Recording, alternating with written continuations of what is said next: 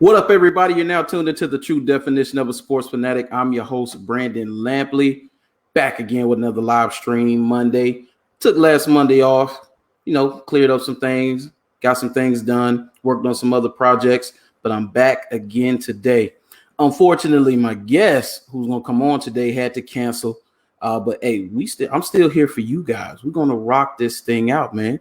Me, a mic, and my computer, and of course, you guys. So, man, we're going to get into this weekend. Now, we got to start out with the destruction, like the desolation of smog from last night. Oh, my God. I did not see that coming.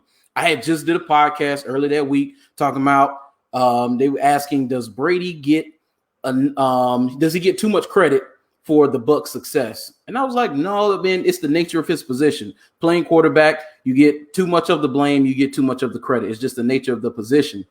But looking at it last night, man, I tried to break down how the Bucs can, make a deep run into the playoffs and how, I don't see any clear-cut team that could beat them. But I'm pretty sure they do not want to see the Saints in the playoffs. It's hard to beat a team 3 times in the season. It's very, very hard. I can't think of any times off the top of my head that's ever happened. But, man, I'm pretty sure that you do not want to see the Saints in the playoffs. So Brady is the yin to Belichick yang. Well, yeah, I will say that. One thing about the Belichick, and people were saying that Belichick has been exposed. I don't think he's been exposed. I mean, you look at this season, and it's not your typical season. I mean, everybody, has to deal with the pandemic. Everybody has to go into it, and everybody has to perform under these conditions, of course. But you had 8 players from the Patriots opt out. I think 3 or 4 were starters. And you had Cam Newton come down with the bug, and so you were without him. And it affected him for seemingly 3 straight weeks. We'll see how it is tonight because they play the Jets, and it should be a layup. But we'll see. But man, Brady, this is the first time I can remember Brady looked older than he actually is. Brady has always, he's never looked as old as he is. It's very few occasions where he's looked like old man, but this last night he looked older than he actually is. I mean, he looked like a deer on the lawn. Dude could not move. Every time he took a step, it's like he was stuck in mud, man. I think the other players was hitting the sprint button, or they had turbo going because Brady looked slow. He looked old. He looked out of wits. He did. And the Buccaneers overall, they just did not look good. It was not a good night for them. And I was not expecting that. But I still say Brady to make the playoffs. I still say that they make a playoff run. Just hopefully they don't have to run into the Saints because that was demolishing. Man, when I tell you I didn't see that coming at all, man, for sure. Share this live. I appreciate that, Christian. Hey, man, I got to get you back on, man. We're going to talk some more sports for sure. Man, so next, man, talk about Tua. And Tua's debut was, I would say, it was unimpressive, but it wasn't absolutely awful. But he didn't need to do anything. The Rams were awful. They turned the ball over 4 times. One led to a touchdown. One got taken back down to like the 1. So that's 14 points right there. But watching Tua against the Cardinals, and dude, Kyler Murray is really, really good. Kyler Murray is probably going to be your MVP. He take the Cardinals to the playoffs, he's going to probably be the MVP because he's on a wicked pace right now. With I think he has like 8 rushing touchdowns already. Dude, I think he had 3 touchdowns in the air, if I'm not mistaken. Kyler Murray is that guy. But watching Tua Tagovailoa, people, of course, had their doubts. The way they inserted him to the starting lineup wasn't ideal, especially because Fitzpatrick was willing and dealing. But I understood why the Miami Dolphins did it and why they picked that time to do it. Is he Tua a bad man with that play action? Dude, he's a bad man with the play action, man. And those wheels have translated, man. He looked a little spry Sunday. He got away from a few defenders and a little tough. Now, every time he got hit, I hit one of those because dude stays broke. He does. He's had 5 surgeries in the span of it in a 3-year span. So I don't know, but if he can stay healthy, the talent was never an issue. So I always wonder why people question his talent translating to the NFL, because I always thought it would translate to the NFL, but his durability is the issue, and I think it's going to continue to be an issue throughout his career. I mean, it's just now, but we'll see.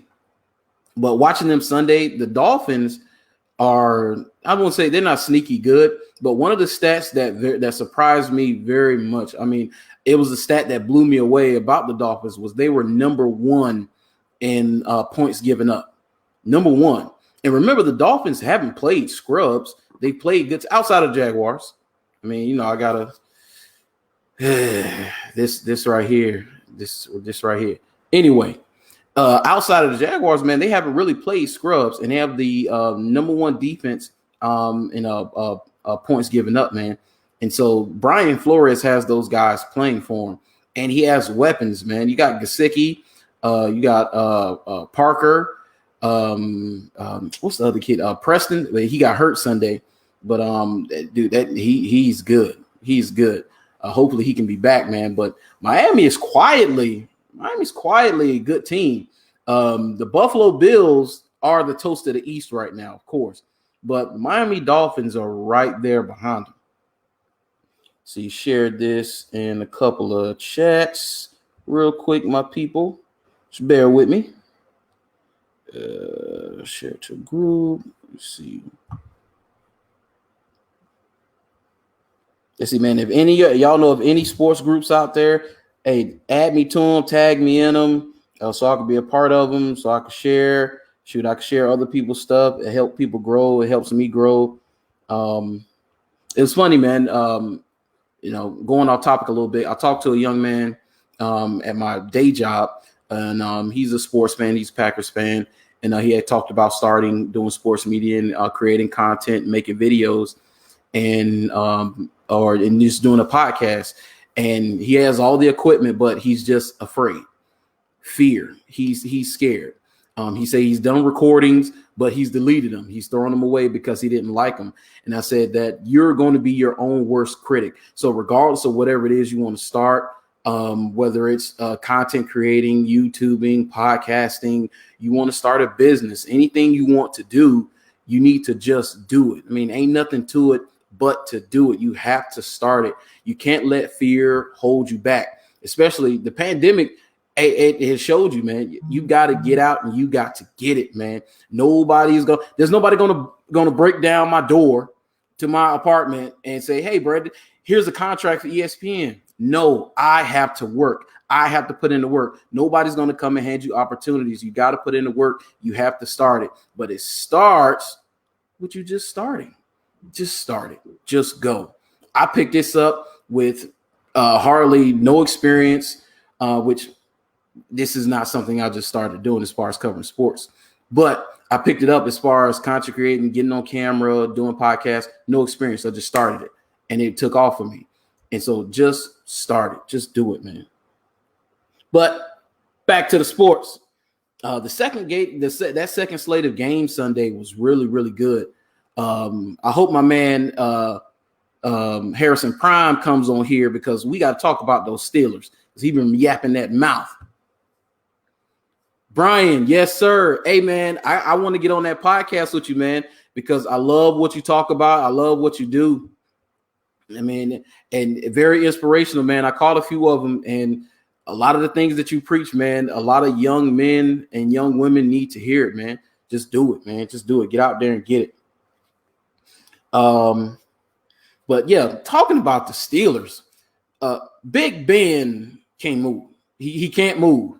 He cannot move. Going forward, any team that plays them, blitz him until the sun goes down. That's that right there, because he can't move. Back in the day, he could move. He can avoid sacks. He's 6'5", he's 250 pounds. He's a horse. He's hard to bring down. But him not being able to move and like he could back in the day, man, if you can get to him and get him off that spot, that's what the Cowboys did. I was watching that game in disbelief. So I'm like, this Cowboys defense is awful. But what did they do?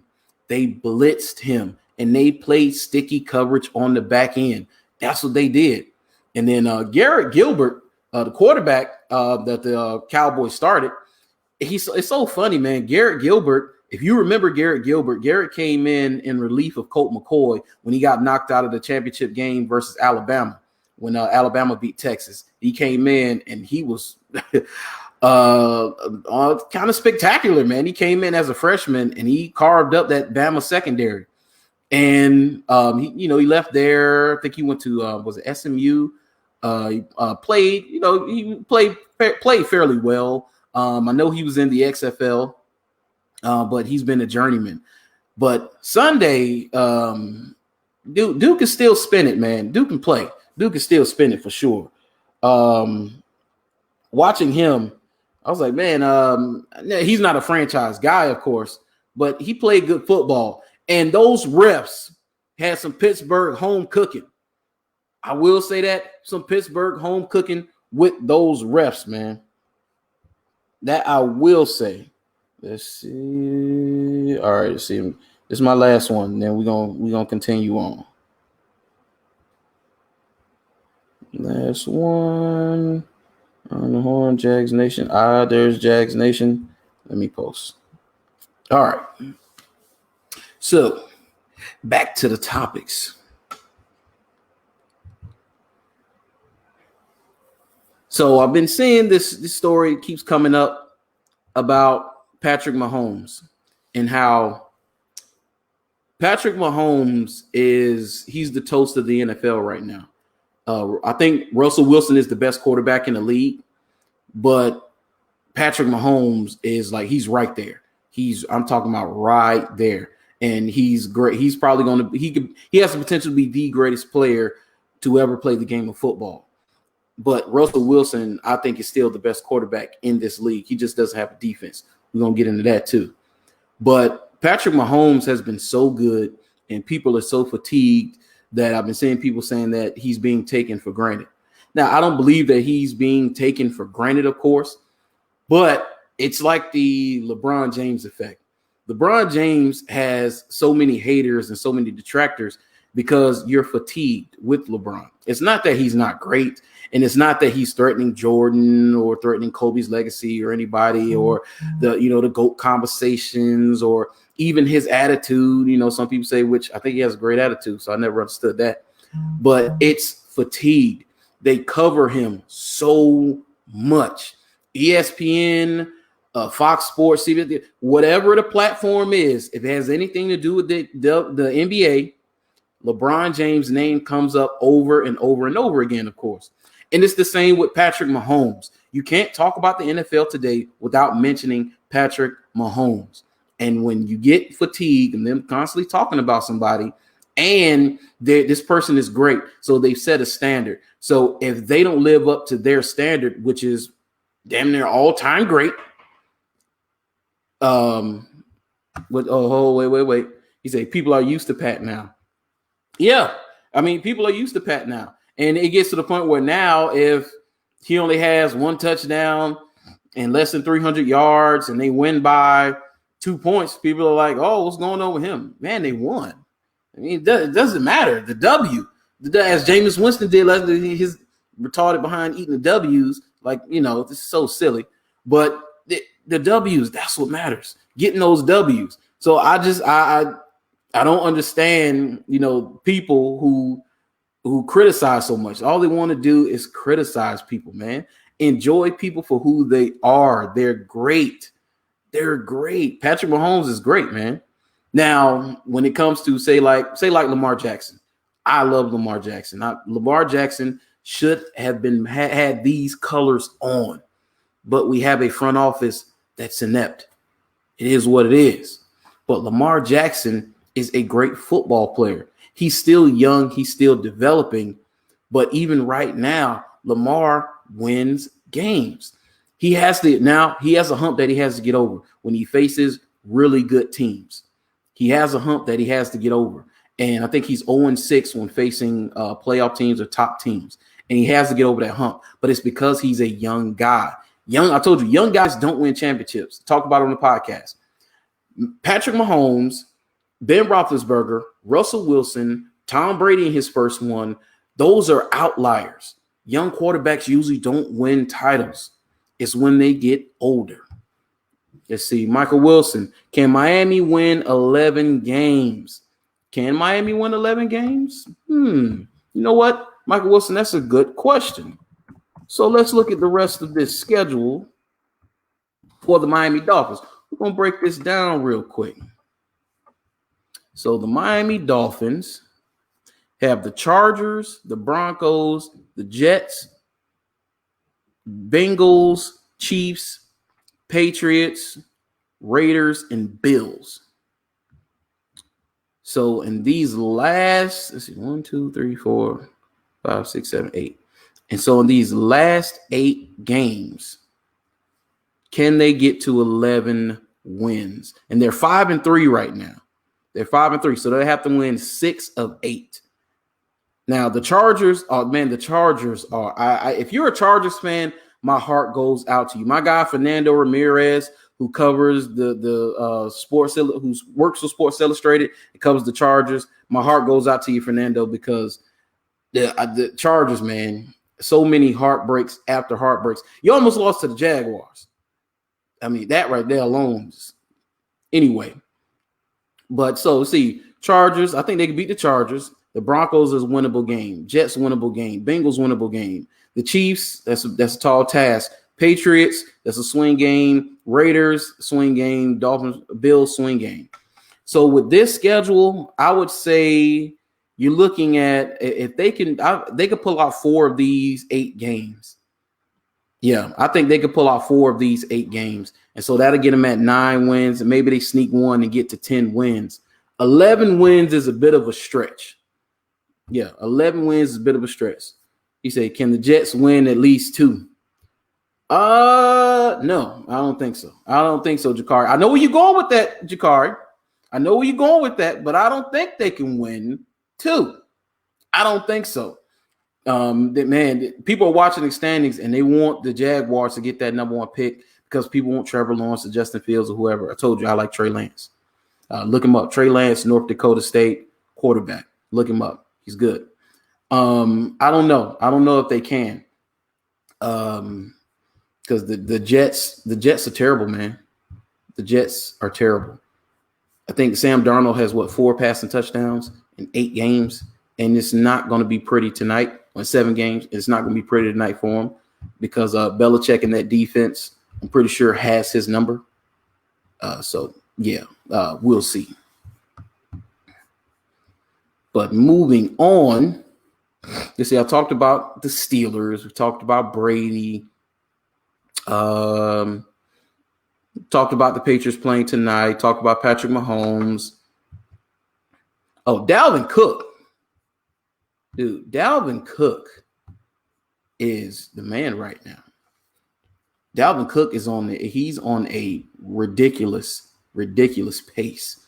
Like he's on a pace to break the record probably for most yards for scrimmage, if I'm not mistaken, if he can keep up this pace. This is a high pace, though. 2 straight games with 200-plus yards, 225-plus, 2 straight games, I think 6 touchdowns. If he can just keep some semblance of that, dude, yeah, if he can. Let's see. He said, yeah, Cook is a beast. Cook is an absolute beast. Yes, he is. He said, please don't. I made a stupid trade. You made a stupid trade. What trade you made, Jakar? You got to expound on that. What trade did you make? But Dalvin Cook has the Vikings looking like they can win some games down the stretch. And so I seen somebody make a joke that Dalvin Cook is going to get Kirk Cousins another guaranteed contract because he's playing so well. Yeah, Kirk Cousins, man. Yeah. I know somebody. I was talking with some people, and we was going over the Jaguars' remaining schedule, and I was listing off. We have a tough schedule, people. Like I don't see this 7-game losing streak ending anytime soon. Go look up the Jaguars schedule. It's terrible. It's awful. But somebody made an argument that we could probably beat the Vikings, but this was prior to the last 2 games. And even before that, when they were looking awful, I said, no, we're not going to be able to beat them because our secondary is horrendous and Kirk Cousins is going to look like he should look all the time. So he's going to look like a elite quarterback against the Jaguars defense. That's happening. I'm trying to tell you. See, Cook and Bridgewater for Aaron Rodgers. Hold on. You traded Dalvin Cook and Teddy Bridgewater for Aaron Rodgers? Why? Why would you do that, Jakari? That makes no sense. I wouldn't have done that. Aaron Rodgers is great. Don't get me wrong. But I'm not Cook. I wouldn't have given up Cook for anything just to have Aaron Rodgers. But before I excoriate you, who are your other backs? You got to tell me who your other backs are. But giving up Cook that's a no-go for me. I mean, you got to give me more than just Aaron Rodgers for Cook. You say that this was before the 4-touchdown game. I still wouldn't have given up Cook, man. I always take running backs over receivers. And even with quarterbacks, even if you don't have a top quarterback, you can just look at matchups and week to week pick you up a quarterback who has a good matchup. It works. Running backs are hard to find, man. I had Christian McCaffrey, and I just got him back. You know, he went for 32 points or something crazy. I had Joe Mixon. Who else? You know, both Joe Mixon and Christian McCaffrey were out. And I forgot I had one other back that was hurt. So, dude, I had also Rams at running back. Dude, I had Justin Jackson, Joshua Kelly at one point. I had Nyheim Hines before he scored a couple of touchdowns in the game. So, you see, Spinner and Leonard Fournette with Mixon on the bench. I wouldn't have given up Cook. But you did get Aaron Rodgers, so you got some value. But Cook, somebody they baited you in that one, man. They got you. They did. They got you. See, Seahawks were handicapped. What you mean by handicapped? What are you talking about? The defense? Because Seahawks are a one-trick pony, man. They are. They're a one-trick pony. Josh Allen has been very, very good this season. Yeah. I got you, James Robinson. Yeah, no, I got that. You know, Leonard Fournette and Mixon is in. Well, no, not Mixon. Mixon is good. So you got James Robinson and Mixon, but Cook, dude, nobody should beat you, especially once Mixon comes back. Oh, but yeah, like you said, it was before the 4-touchdown game. It is what it is. But Aaron Rodgers is a good pickup. But I wouldn't have did it before the 4-touchdown game. I wouldn't have, because good running backs are hard to find, man. It's a bunch of guys from the YMCA in free agency in pretty much any fantasy football pool you can think of right now. Yeah, please believe that. But watching the Seahawks, man, this is not I would be surprised if they made a deep playoff run. I see them probably going out maybe in the first round in their first game, because that defense is not good. It is not good. You say Jamal Adams got exposed. No, I wouldn't say Jamal Adams got exposed. Remember, how many weeks did Jamal Adams miss? He missed a lot of weeks, man. And so he probably need to get his way back into shape. But Jamal Adams is a good player. So if he had a bad game, he had a bad game. But I think he's a really good player. He's a blue chip player. You can argue that he's top 3, top 2 safeties in the league. It's probably him and Minka right now. I mean, there's some other guys in there. You say, I don't have running backs, but I'm 7-2 in my money league. Okay, so you say you don't have running backs, so you don't have top running backs, but you got guys that can fill the void. So you must have got good quarterback play and great wide receiver play. Now, if you got a host of wide receivers too, That's big as well. I always take running backs over receivers, though, especially if you can get top running backs. That's the thing. Top running backs. Buda Baker. Buda Baker is good too. I will give you that. Buda Baker is good too. But the Seahawks, the Buffalo's going to win the AFC East, and they're looking like they're going to be the juggernaut of the East. While Josh Allen is there, man, because Buffalo looks good, and they built up the offensive side of the ball for Josh, and Josh has developed. You see, he does. Metcalf, Diggs. Oh man, dude, you have a stick. You have a stick at wide receiver, of course. Metcalf, Diggs, and Adams. I know your opponents just hate it, man. I know they hate it because that's a stick as far as your wide receivers. How you get all three of them? I want to know. How you get all three of them? You say, whoa, not so fast on Buffalo. Come on, Mike. What's the deal? Hey, I was down on Josh Allen. I sipped the Kool-Aid. Hey, when Jalen Ramsey called him trash, thank you, Jalen. But even Jalen had to admit, hey, kid ain't trash. And as long as he doesn't turn the ball over, it's gonna be something. Now, you a Dolphins fan? Okay, I got that. But y'all got Tua, and y'all have a treasure trove of picks coming up, man. Not only are you playing well, you look like a playoff team. You stay healthy. I can see the Dolphins in the playoff, especially with the expanded playoffs. Now you got 7 teams going to the playoffs. But now with Tua and man, I forgot how many picks you guys got, but it's so many picks coming up. Yeah, you see, I tried to post a screenshot. Oh, if you post any pictures, anything like that, I won't be able to see it here. I'll only be able to see it on Facebook. You say we haven't been waiting for Patriots for far too long. Hey, and if the Patriots could swing that Trevor Lawrence like everybody think, you might be waiting a much longer if Belichick gets his hand on another top quarterback. Josh is top 5 in the league this year. Yes, he is. Yes, he is. Chark, Jefferson, Cook, Galladay.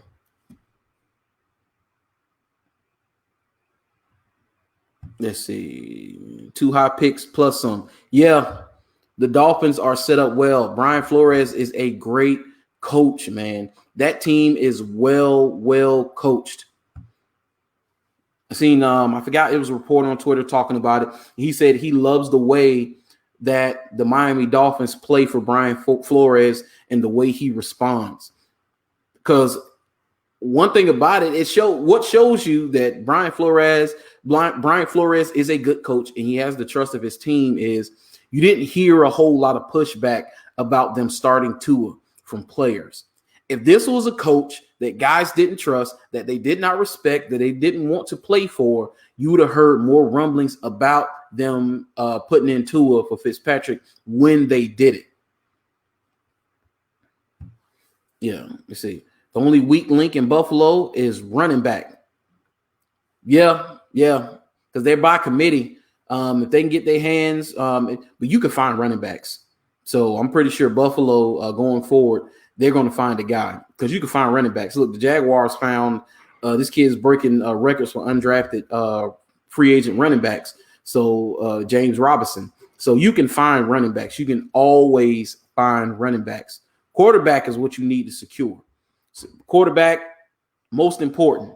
After quarterback, the lines, building up your lines. That's offensive and defensive lines. If you got a great D line, you got a great offensive line, and you have a quarterback, you're going to win majority of your games. Period. You're going to win majority. See, Zach Moss tough in the red zone. I have seen Zach Moss in the red zone, though. That when they get down in the red zone, they can punch it in. I will say that. Definitely for sure. They can. They will punch it in. So guys, let me ask y'all something. So, best wide receiver in the league.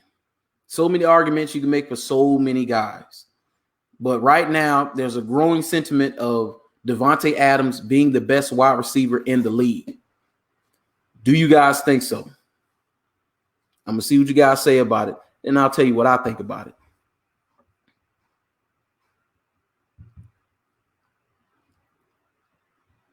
But let's see.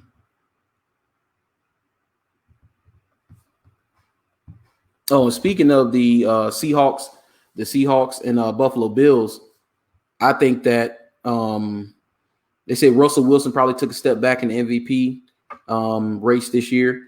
I don't think he took a step back. Right now, it's Patrick Mahomes, Russell Wilson, Josh Allen, Kyler Murray. Those are your top four right now, period. Let's see. Adams. You see, this year, Adams overall, DeAndre Hopkins. Adams, no debate. I agree. Adams is the guy right now. I talked about Davante Adams on previous shows, and I think I talked about him on my podcast. Davante Adams, it's been a long time coming, and it's funny because he's been very good for a long time, and he's seemed like he's getting his due over the last probably 2 years. But best route runner in the game, hands down, is Davante Adams. Him in and out of his breaks, silky smooth. There's nobody better. There's guys comparable, but there's nobody better than Davante Adams running routes right now. Hands down. Nobody's better. See, Russell Wilson is the MVP. Yeah, Russell is the MVP right now. Yeah, Russell is the MVP. Run superb routes. Thank you, Kershaw. Hey. It is what it is, man. Davante Adams is the top guy right now to me. It's just what it is.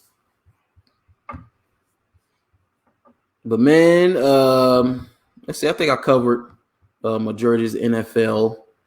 And I would say, hold on, let's see. There was one other game I wanted to talk about that I watched, and the ending was great. Yes, Raiders and Chargers. The end of that Raiders-Chargers game. Luton, no. Don't get enamored with another 6th-round quarterback. Yeah, he made some NFL history. The first quarterback in his debut to throw for 300, complete 25 passes, and run for a touchdown. No other quarterback has done that in their debut since at least like 1950, they said. I got it. But if you watch the game, you'd also remember that the Houston Texans are on a historic defensive pace, and not in a good way. They're historically going to be bad this year. So Jake Luton doing that to them, yeah. He played well, though. I will give him that. See, I've had Adams the last 3 years in fantasy. Yeah, I had him last year. Dude is a beast. Absolute beast. But let's get to this Chargers Raiders. Now, I would say not down on, it is. I was down on Justin Herbert after his senior year. After his junior year, if he had came out, Jaguars, I want the Jaguars to pick him. But after his senior year, I was down on him a little bit. Just from a couple of games I saw, I didn't like what I saw. And I was like, I don't know. I don't know, man. It was some things that reminded me of Blaine Gabbert. And when I saw that turned me off. But Fernando Ramirez, a guy from Sports Illustrated, he covers the Chargers. When I talked to him, he reassured me that Justin Herbert has it. He has it. And, man, he has it. The Chargers have their next great quarterback. They do. Only thing is they can't hold leads. That's a problem. Can't hold the lead. And then watching that game coming down the stretch, I thought for sure that was a touchdown until I saw the other angle and the ball hit the ground between his legs. And I was like, man, Chargers fans, I feel for you. I feel for you. They say, who finishing the season? What you mean by that, Jakar? Who finishing the season? But watching them and the Raiders, I mean, I feel good for John Gruden, man, because so many people doubted him as far as being a good coach. And the game is passed him by, and he don't know what he's doing anymore. Which is those things are laughable because I mean, football is football. I mean, it's like it's like riding a bike. You don't forget these things. There's just certain things you don't forget. Now, and I'm pretty sure in his time away from the game, he stayed deeply immersed in it. He didn't forget how to coach. And the Raiders are built in the image of him through and through, for sure. Raiders look like a playoff team. See, Luton or Minshew. Who finishes the season? Minshew. Minshew finishes the season if he's healthy. If he's healthy, Minshew finishes the season. Yeah, there's no need to make any changes right now. Luton looked good, but like I said, it was against a historically bad defense. So Minshew finishes the season. Hopefully everybody gets fired and they go get us our guy. Go do that. Please. Please do that. I'm begging. Please. If I got to go out by the Jaguar statue and do a video basically campaigning for a new front office, I will do that. See, Luton lost in the same exact fashion as Minshew did in his first start to the same exact team. Yeah, pretty much same. I didn't think about that, Jakar. You're right. Same exact fashion, man. Lost the same way. He lost the same way. But dude, that is let's not talk about that, man, because I get sad. I really do. I really, really get sad when you talk about that. Oh man, watching the Titans beat the Bears, and now the Nick Foles detractors are out in full force. They're out. Nick Foles is he's on the hot seat. That seat was lukewarm last week. Yeah. That seat is hot right now. You can cook an egg on that seat right now. Because no. Now there's been talk about bringing Trubisky back, and that right there, I was like, I don't know about that one. I don't know if you should get that desperate because Trubisky is not good. And you could say Nick Foles is not good, and I would agree with you because I don't think he's that good either. But Mitchell Trubisky, if he's the answer, please ask another question. Say you should be happy about the tank. I'm fine with the tank. If the tank leads to sweeping changes, getting a quarterback, I'm fine with that. But if we tank and they keep this front office and they keep this head coach and they don't go get a quarterback, we got a problem. And I love Minshew. I want him to be able to go somewhere else and get away. Go somewhere else, be able to get away from here and, just bounce. Just go ahead and bounce, man. Get up out of here and go be Ryan Fitzpatrick for the next 10 years. I am absolutely fine with that. But, man, I appreciate you guys, man. Thanks for tuning in. This is a pretty good show. I had to rock with it by myself.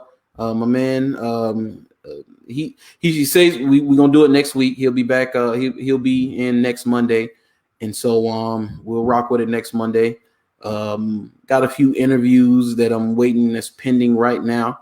So hopefully, I'll get that content pumped out. And man, I'm trying to work, man. I'm trying to get the content going, man. It's what I'm trying to do. Hey, and I will tell you this, guys. Anybody with a show, podcast, whether it's video, audio, whatever it is, it doesn't matter. It doesn't matter the topic, doesn't matter what it's about, doesn't matter what they're covering. Because I love sports and sports is my baby. but there's not much I don't have a educated opinion on. And I could talk about just about anything. People who know me know that I talk about any and everything. It's not much that I don't have an educated opinion on. Hey, no matter what the platform is, no matter what it's about, put me in front of the mic and let me go.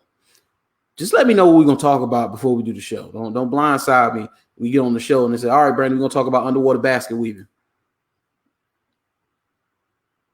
I have no clue about that. No way, shape, or form. Have no clue about that. Let me show. I appreciate that, Jakari, for sure. Shoot, hopefully we can get I get a show done with Anthony.